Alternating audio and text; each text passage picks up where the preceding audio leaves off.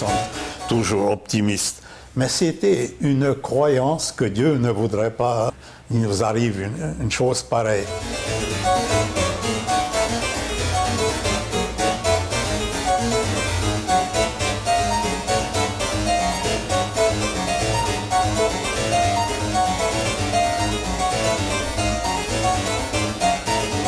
Jusqu'au dernier moment, on n'a jamais idée que ça va arriver. Ils ont commencé à former un ghetto, c'est-à-dire une partie de Budapest où il fallait rassembler les Juifs de Budapest.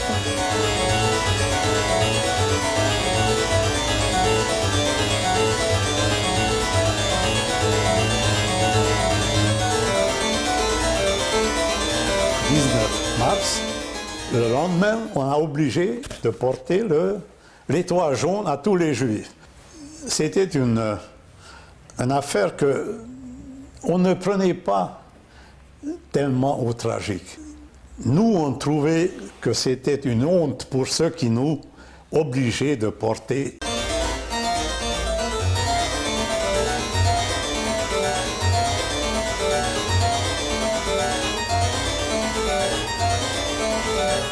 Cette solution finale, on ne savait pas. On se doutait qu'on ne déportait pas autant de personnes uniquement pour des camps de travail.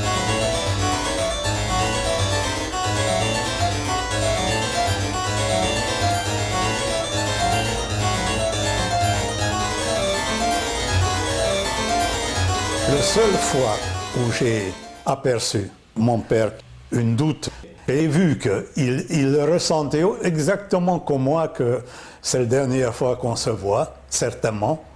Il m'a donné une pièce de monnaie. C'est une coutume juive que quand quelqu'un s'en va en voyage, long voyage ou longue absence, tu me ramèneras ça. Je ne me souviens pas, c'était 5 pengő ou...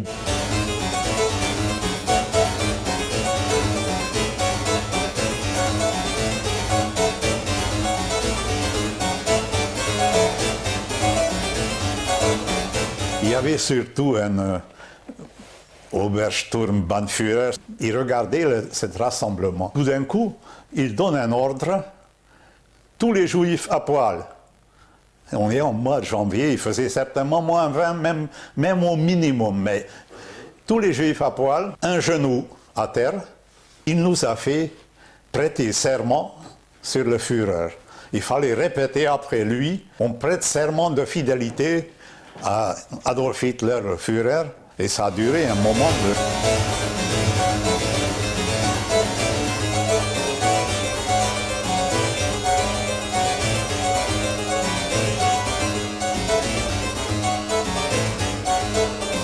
Pour notre malheur, il y avait une division SS qui attendait avec les chars, avec dans une main le pistolet mitrailleur et dans l'autre main, ils tenaient le gnôle. Ils attendaient à être mis tout de suite dans la bataille.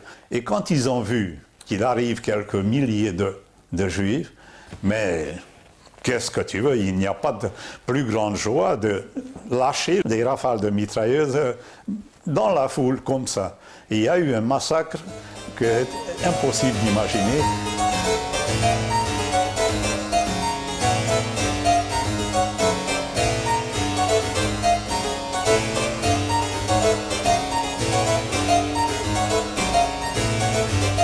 J'ai su qu'un homme peut supporter 5 jours.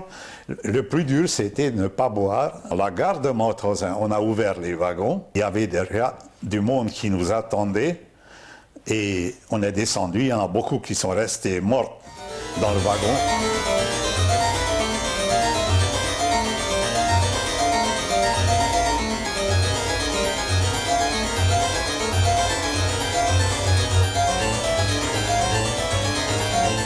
Il est arrivé que j'étais parmi les dernières servies, puis j'ai mangé et j'ai dormi 48 heures.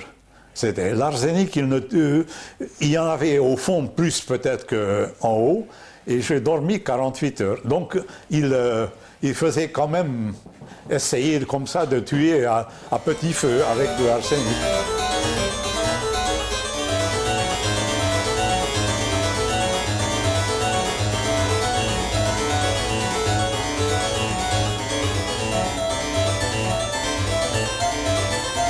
toute façon, j'avais peur de la foule.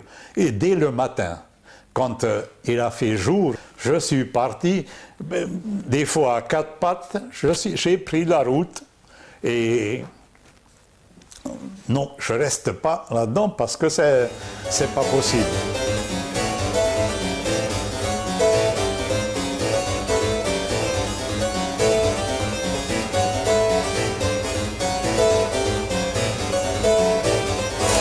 On marchait, c'était le 6 août, et on marchait sur la route, quand j'ai vu sur le journal, pour lire que j'ai su que les Américains ont lancé une bombe sur Hiroshima. Et on est arrivé à Vienne le 19 août.